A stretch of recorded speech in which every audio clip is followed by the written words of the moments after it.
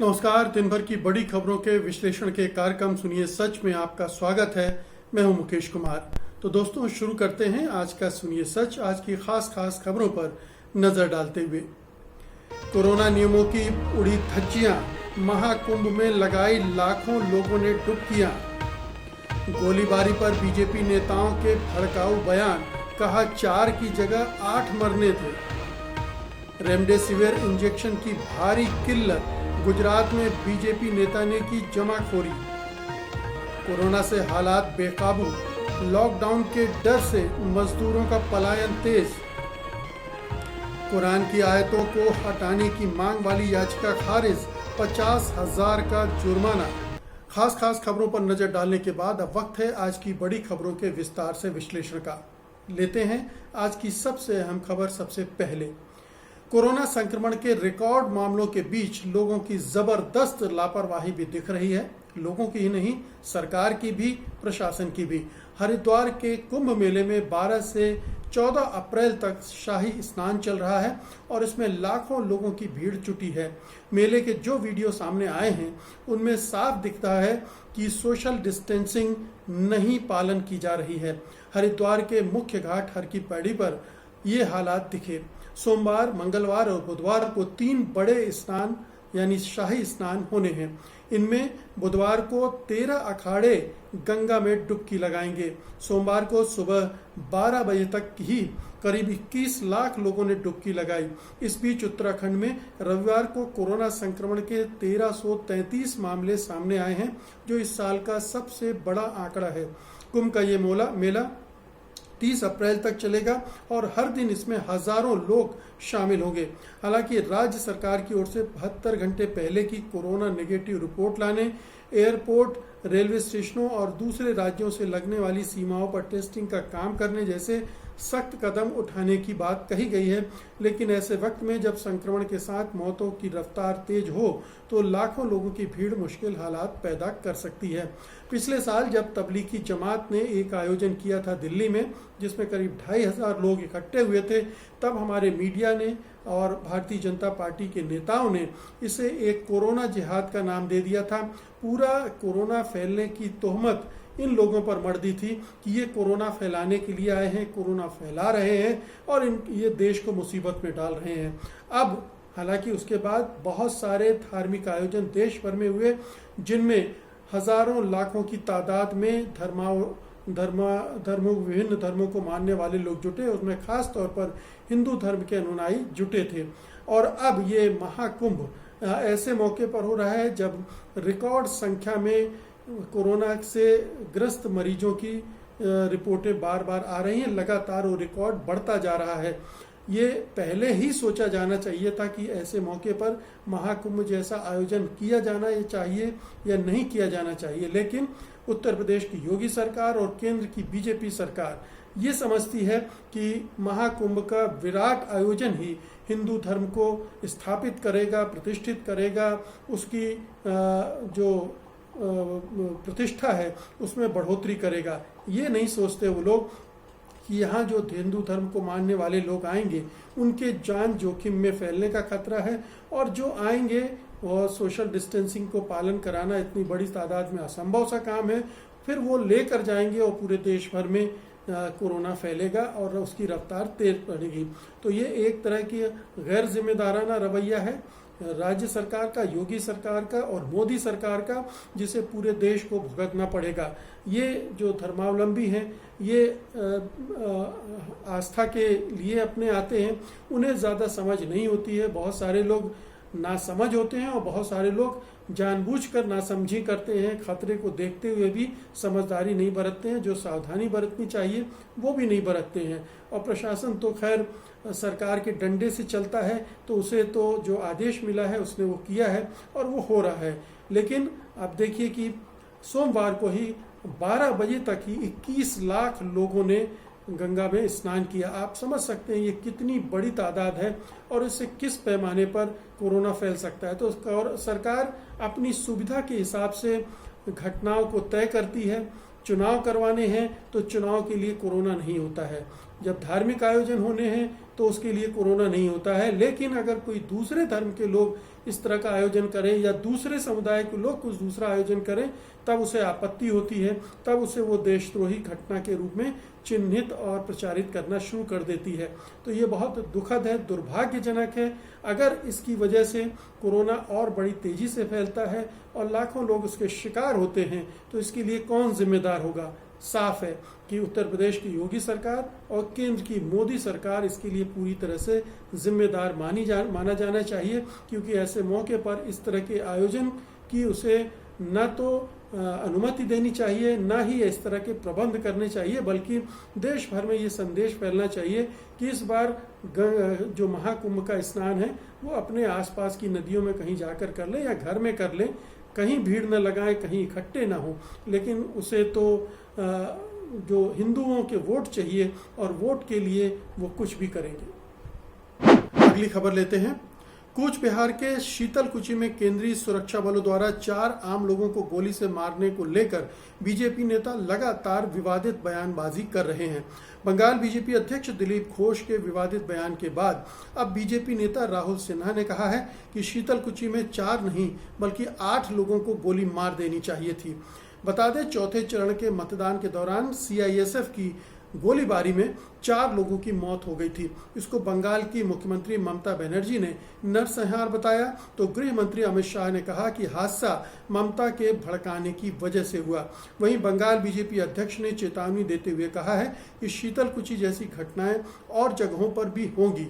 उन्होंने कहा कि शरारती लड़के समझते थे कि केंद्रीय बलों की राइफलें चुनावी ड्यूटी के दौरान सिर्फ दिखाने के लिए होती हैं। अब उन्होंने शीतलकुची में जो गलती की उसे नहीं दोहराएंगे। अगर वे नहीं सुधरे तो जो शीतलकुची में हुआ वो पूरे बंगाल में होगा। तो आप देखिए कितनी दुर्भाग्यपूर्ण बात है कि एक हादसा हुआ है जिसमें 4 और 5 लोग मारे गए हैं और उस घटना को लेकर भी, उस हिंसा को लेकर भी राजनीति हो रही है। वोटों को पोलराइज करने की राजनीति खेली जा रही है और इतना भड़काऊ करके भड़काने वाले बयान देकर ऐसा माहौल बनाया जा रहा है जिसमें और हिंसा हो सकती है। तो ये दुर्भाग्यपूर्ण है।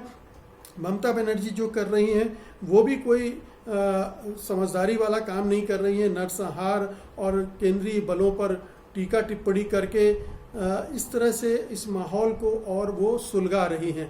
तो दूसरी तरफ बीजेपी नेता उनसे और भी आगे जाकर इस माहौल में कहना चाहिए जो आग लगी हुई है उसमें घी डालने का काम कर रहे हैं।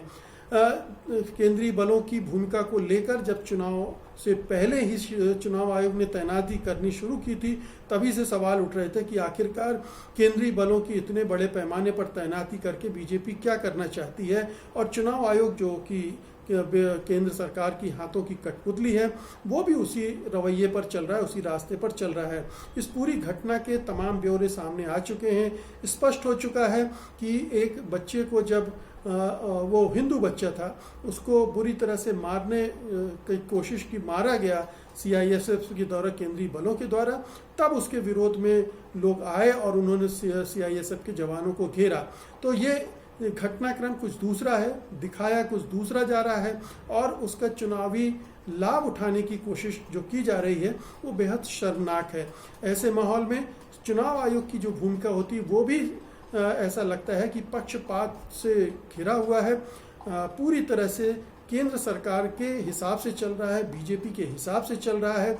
उसकी भूमिका कतई निष्पक्ष नहीं है। वो उस तरह की रिपोर्ट को स्वीकार कर रहा है जो बीजेपी और केंद्र सरकार को सूट करती है और उसी के आधार पर कार्रवाई करने में लगा हुआ है, लगातार लगा हुआ है। जब उसकी एक पूर्वाग्रह दुराग्रह है कि जब ममता बनर्जी कोई टिप्पणी करती हैं तो उनको नोटिस भेजता है, लेकिन अगर मोदी, शाह, योगी टिप्पणियां करते हैं उसको इग्नोर कर देता है। तो ये पक्षपातपूर्ण रवैया पूरे माहौल को, चुनाव को पूरा गंदला कर रहा है और चुनाव में जिस निष्पक्षता की उम्मीद की जाती है वो कहीं नज़र नहीं आ रही है। तो ये बहुत ही कहना चाहिए कि इस तरह के चुनाव का आयोजन एक बड़ा ही गलत संदेश पूरे देश भर में दे रहा है। एक तो ये कि चुनाव आयोग पूरी तरह से पक्षपातपूर्ण ढंग से काम कर रहा है, दूसरा बीजेपी मनमानी कर रही है, हिंसा और को भड़काने का काम कर रही है। धार्मिक ध्रुवीकरण के नाम पर वो कुछ किसी भी तरह के बयान दे रहे हैं, चाहे वो दिलीप घोष हो, चाहे राहुल सिन्हा हो और चाहे खुद अमित शाह हो। तो ये पूरा मामला, पूरा बंगाल का जो आखिरी के 4 चरण बचे हुए हैं, उसमें ये किस तरह से रोल अदा करेगा, ये देखने वाली बात होगी कि कहीं और भी ज़्यादा इस तरह की हिंसक वारदातें तो नहीं होगी। आप सोचिए ज़रा कि जो 4 लोग जो मारे गए हैं CISF की गोलीबारी में, अगर वो मुस्लिम की वजह हिंदू होते तो आज क्या स्थिति होती, उसको बीजेपी नेता किस तरह से उसकी व्याख्या कर रहे होते। और ये जो बयान अभी 4 के बजाय 8 मरने थे, ये किस रूप में सामने आते, ये केंद्रीय बलों को कटघरे में खड़ा कर देते, ममता बनर्जी को तो कटघरे में खड़ा करते ही, और तृणमूल कांग्रेस पार्टी को भी कटघरे में खड़ा कर देते। तो कौन मर रहा है उसके धर्म को लेकर बीजेपी तय करती है कि इस मामले में उसका रुख क्या होना चाहिए। ममता बनर्जी भी शायद इसी तरह से सोचती होंगी कि मुस्लिम मरे हैं, उन्हें मुस्लिम मतदाता चाहिए, तो वो उस तरह की भाषा में बात कर रही हैं। लेकिन जिस भाषा में एक जिम्मेदार राजनीतिज्ञ को और जिम्मेदार राजनीतिक दल को करना चाहिए, वो ना बीजेपी में दिख रहा है और ना ही कहना चाहिए कि TMC में दिख रहा है। अगली खबर लेते हैं। जिस रेमडेसिविर इंजेक्शन के लिए मरीज दर दर भटक रहे हैं, देश के अस्पतालों में जिसकी किल्लत महसूस हो रही है और जिसके निर्यात पर इसलिए रोक लगा दी गई है कि हमें उसकी ज़्यादा ज़रूरत है, वही इंजेक्शन गुजरात के सूरत के बीजेपी कार्यालय में लोगों को मुफ्त दिए जा रहे हैं। गुजरात बीजेपी अध्यक्ष CR पाटिल ने सोशल मीडिया पर इसकी जानकारी दी है। वहीं इसको लेकर विपक्ष ने सवाल भी उठाए हैं। विपक्ष का कहना है कि कुछ दिन पहले सूरत के कलेक्टर ने आधिकारिक बयान में कहा था कि प्रशासन के पास रेमडेसिविर के पर्याप्त इंजेक्शन नहीं है, तो बीजेपी ने ये इंजेक्शन किससे खरीदे, इसकी जांच होनी चाहिए। गुजरात प्रदेश कांग्रेस के पूर्व अध्यक्ष अर्जुन मोढवाडिया ने कहा कि ये सिर्फ राजनीति नहीं बल्कि एक आपराधिक हरकत है। इसके अलावा विपक्ष के नेता धर्मेश भंडारी ने कहा कि अगर प्रशासन के पास इंजेक्शन नहीं है तो भाजपा कार्यालय कहां से पहुंच रहे हैं। बता दें, इस इंजेक्शन को बनाने वाली कंपनी जाइडस कैडिला ने शुक्रवार को कहा था कि उसके पास स्टॉक खत्म हो चुका है और अगले आदेश तक वो इसकी आपूर्ति नहीं करा पाएगी। लेकिन उसी दिन गुजरात बीजेपी अध्यक्ष ने 5000 रेमडेसिविर मुफ्त बांटने का ऐलान किया था। जब गुजरात के मुख्यमंत्री से ये सवाल किया गया कि बीजेपी को ये स्टॉक कहाँ से मिला, तो उन्होंने कहा कि CR पाटिल से पूछिए उन्होंने ये कैसे किया। तो एक तरफ आप देखिए कि गुजरात का हाई कोर्ट कह रहा है कि गुजरात में बहुत ही भयानक हालात हो गए हैं और कोरोना की वजह से, और जो राज्य सरकार है वो उससे निपट नहीं पा रही है। राज्य सरकार जब कोरोना पहली बार फैला था तब भी नाकाम साबित हुई थी, दूसरी बार जब इस तरह से फैल रहा है तब भी नाकाम साबित हो रही है। और इसके आगे जाकर देखें कि जो दवाएं लोगों को स्वास्थ्य केंद्रों के जरिए मिलना चाहिए, मेडिकल स्टोर्स के जरिए मिलना चाहिए, वहाँ से समेट के बीजेपी कार्यालय में पहुँच गई हैं। एक तरह की जमाखोरी मानी जाएगी ये, और वो उन लोगों को दी जा रही हैं जो बीजेपी से जुड़े होंगे। जाहिर है कि वो दवाएं हिंदुओं को ही दी जा रही होंगी और दवाओं की जमाखोरी करके उनको वंचित किया जा रहा होगा जो दूसरे धार्मिक समुदाय के हैं।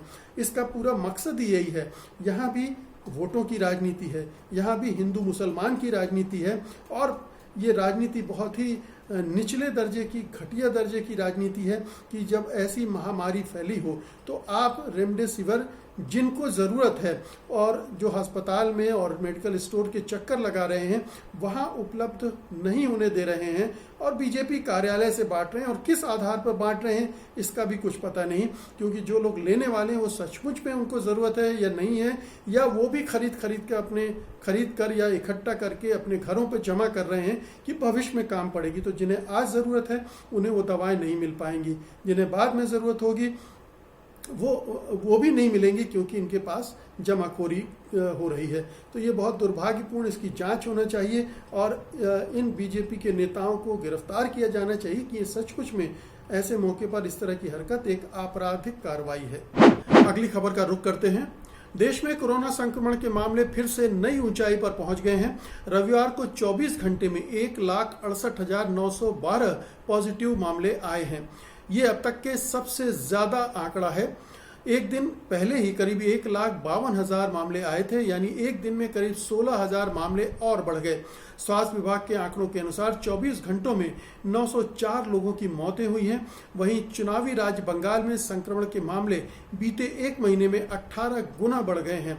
इस बीच महाराष्ट्र, कर्नाटक जैसे राज्यों ने लॉकडाउन पर विचार करना शुरू कर दिया है। महाराष्ट्र सरकार ने कहा है कि वो 14 अप्रैल तक लॉकडाउन पर फैसला ले लेंगे।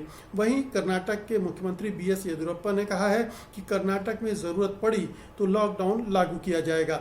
दिल्ली, यूपी, पंजाब भी कड़ी पाबंदियों की ओर बढ़ रहे हैं। वहीं लॉकडाउन के डर से एक बार फिर प्रवासी मजदूरों को रोजी रोटी का डर सताने लगा है। उनको कोरोना से अधिक लॉकडाउन का डर है। खबरें आ रही कि प्रवासी मजदूरों ने घरों की ओर लौटना शुरू कर दिया है। महाराष्ट्र के अलावा दिल्ली से लोगों ने जाना शुरू कर दिया है। तो हर दिन लगातार आंकड़े बढ़ रहे हैं, नए रिकॉर्ड बन रहे हैं और उसका आतंक भी बढ़ता जा रहा है। लगातार कई राज्यों में सेमी लॉकडाउन की स्थिति बन गई है। अर्ध लॉकडाउन लागू कर दिया गया है, कहीं एक दिन का, कहीं 2 दिन का, कहीं नाइट कर्फ्यू, और हर जगह पूर्ण लॉकडाउन की जो तलवार है वो सिर पर लटक रही है। खासतौर से महाराष्ट्र, मध्य प्रदेश, छत्तीसगढ़, दिल्ली, गुजरात, कुछ ऐसे राज्य हैं जहां पर कोरोना बड़ी तेजी से फैला है और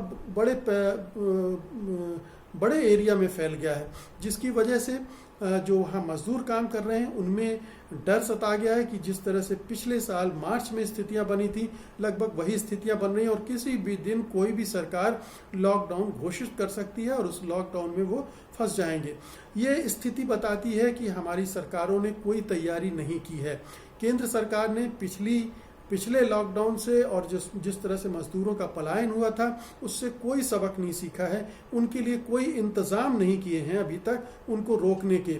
तो ये मजदूर जब वापस फिर जाएंगे तो फिर उनके साथ कोरोना भी दूसरी जगहों पर फैलेगा, ये नहीं सोच रही। तो एक तरफ कुंभ मेले जैसे आयोजन सरकारें करवा रही हैं और दूसरी तरफ मजदूरों का पलायन हो रहा है, उसे रोकने के लिए उनके पास कोई इंतजाम नहीं, कोई योजना नहीं है। पिछली बार भी ये सवाल उठा था और ये कहा गया था कि अगर सरकार थोड़ी समझदारी से काम लेती, इनको आश्वस्त करती, मजदूरों को उनके खाने पीने का इंतजाम कर देती, तो इतने बड़े तादाद में लाखों मजदूर अपनी जगहों को छोड़कर घर की तरफ पलायन न करते। लेकिन चलिए मान लिया कि एक बार इसको देख नहीं पाई सरकार, इसका अनुमान नहीं लगा पाई और चूक हो गई। अब जबकि ये सब अनुभव हम ले चुके हैं तो फिर सरकारों ने इस दिशा में कदम क्यों नहीं उठाए? सरकार की तरफ से अभी तक कोई घोषणा नहीं हुई है और मजदूरों का पलायन तेज हो गया है। अब ये मजदूरों के पलायन से एक बार फिर से अर्थव्यवस्था पर ब्रेक लगेगा। जो थोड़ा बहुत पटरी पर आनी शुरू हुई थी, फिर से अर्थव्यवस्था पर ब्रेक लगेगा, बेरोजगारी बढ़ेगी और एक बार फिर से हम देखेंगे कि जो गरीब तबका है, जो मजदूर तबका है, वो बड़े संकट के दौर में फंस जाएगा। उसके खाने पीने के लाले पड़ जाएंगे और ये एक के बाद एक दूसरी बार उन्हें झेलना पड़ रहा है। तो उनकी जो अर्थव्यवस्था है वो पूरी तरह से तबाह हो चुकी है, वो कर्ज में डूबे हुए होंगे और कोरोना, एक तरफ डर कोरोना का है, दूसरी तरफ बेरोजगारी का, इन दोनों की चक्की में वो पिस रहे हैं और सरकार उनके लिए कुछ भी करने को राजी नहीं है, कोई तैयारी उसने इसकी नहीं की है। आज की अंतिम खबर लेते हैं। देश की सर्वोच्च अदालत ने सोमवार को उत्तर प्रदेश शिया वक्फ बोर्ड के पूर्व अध्यक्ष सैयद वसीम रिजवी की उस याचिका को खारिज कर दिया है जिसमें उन्होंने कुरान की 26 आयतों को हटाने की मांग की थी। अदालत ने रिजवी पर 50,000 रुपए का जुर्माना भी लगाया है। रिजवी ने याचिका में कहा था कि कुरान में 26 आयतें ऐसी हैं जिनसे इंसान को दूसरों से अलग होने की शिक्षा मिलती है और ये आयतें हिंसा को बढ़ावा देती हैं। रिजवी ने कहा था कि सुप्रीम कोर्ट में याचिका दायर करने के बाद से ही उन्हें धमकियां मिल रही हैं। रिजवी के खिलाफ बड़ी संख्या में मुस्लिम समुदाय सड़कों पर उतरा था और उनके खिलाफ कानूनी कार्रवाई की मांग भी की गई थी। रिजवी का कहना था कि उन्होंने इस बारे में 57 मुस्लिम संगठनों को पत्र भी लिखा था कि वे इन आयतों के बारे में अपने विचार दें। वहीं वहाबी मुसलमानों के बड़े इस्लामिक इदारे दारुल उलूम देवबंद, बरेलवी मुसलमानों के इदारे दरगाह आला हजरत की ओर से रिजवी के इस बयान की कड़ी निंदा की गई थी। तो वसीम रिजवी जैसे लोग सामाजिक हालात को नहीं समझते हैं, सामाजिक राजनीतिक संदर्भों को नहीं समझते हैं और मौके का फायदा उठाने के लिए निश्चित रूप से इसके पीछे कोई राजनीति भी होगी, कोई राजनीतिक शक्ति भी होगी, वसीम रिजवी का जो इस्तेमाल करना चाहती होगी इस तरह के मुद्दों को हवा देकर, और वसीम रिजवी उनका खेल खेल रहे होंगे और अपना भी खेल खेल रहे होंगे। तो ये अच्छी बात है कि सर्वोच्च अदालत सुप्रीम कोर्ट ने इस बात को समझा है, उनकी याचिका को खारिज कर दिया है और उन पर इसके लिए जुर्माना भी लगाया है और अच्छा खासा जुर्माना लगाया है। तो साफ है कि वसीम रिजवी अभी कोई समझदारी भरा काम ये नहीं कर रहे थे। सभी धर्मों में कोई भी धर्म पूर्ण नहीं है, हर धर्म में शांति की भी बातें हैं, हिंसा की भी बातें हैं, नफरत की भी बातें हैं, लड़ाई झगड़े की भी बातें हैं। तो ये हर धर्म जिस तरह से विकसित हुआ है उनमें ये तमाम चीज़ें शामिल हैं। कुछ धर्मों को छोड़ा जा सकता है जो पूरी तरह से अहिंसा पर आधारित हैं, जो सत्य की बात करते हैं, लेकिन उन धर्मों में भी ये कहीं ना कहीं से वैमनस्य घुस गया है और वहाँ भी हिंसा, उनके अनुयायियों में भी आप हिंसा और नफरत को देख सकते हैं। तो ये धार्मिक धर्मों में सुधार होना चाहिए, परिवर्तन होना चाहिए। जो कभी 1000, 500, 2000 साल पहले जिन धर्म ग्रंथों को रचा गया है उनमें उस समय के हिसाब से बहुत सारी चीज़ें हैं जो आज के लिए मौजूद नहीं हैं, आज के लिए वो मुफीद नहीं है और उनसे बचना चाहिए, उनसे मुक्ति पानी चाहिए। लेकिन ये एक सामाजिक सुधार का कार्यक्रम है जो ऊपर से थोपने पर उसका रिएक्शन होता है और जड़ता बढ़ती है और टकराव बढ़ता है, और ख़ास तौर से राजनीतिक इस्तेमाल जब इन चीज़ों का होता है तो वो और भी एक विस्फोटक स्थिति निर्मित कर देता है। और भारत में हम जानते हैं कि जिस तरह से धर्म की राजनीति हो रही, संप्रदाय की राजनीति हो रही है, धार्मिक ध्रुवीकरण के लिए सांप्रदायिक मसलों को बार बार सुलगाया जा रहा है, उनमें इस तरह की चीज़ें जब होती हैं तो उन्हें और बहाना मिल जाता है। तो हो सकता है ये करने के पीछे भी वही शक्तियाँ हों, इसलिए ये सावधान रहने की ज़रूरत है। और अच्छी बात है कि ये मामला सुप्रीम कोर्ट ने वहीं का वहीं ख़त्म कर दिया है। हालांकि इस विवाद को ठंडा करने में वक्त लगेगा और हो सकता है इसको बार बार सुलगाया भी जाता रहे, लेकिन समाज को अपने विवेक का इस्तेमाल करते हुए ऐसे लोगों को और ऐसे मुद्दों को तरजीह नहीं देनी चाहिए। तो दोस्तों, ये था आज का सुनिए सच। उम्मीद है कि आपने इसे पसंद किया होगा और आप इसे लाइक भी करेंगे और बड़े पैमाने पर शेयर भी करेंगे। अब मुझे अनुमति दीजिए, कल मैं फिर हाजिर होऊंगा कल की खास खबरों के साथ, उनके विश्लेषण के लिए। तब तक के लिए नमस्कार, जय हिंद। सत्य हिंदी का ऐप डाउनलोड करें गूगल प्ले स्टोर पर।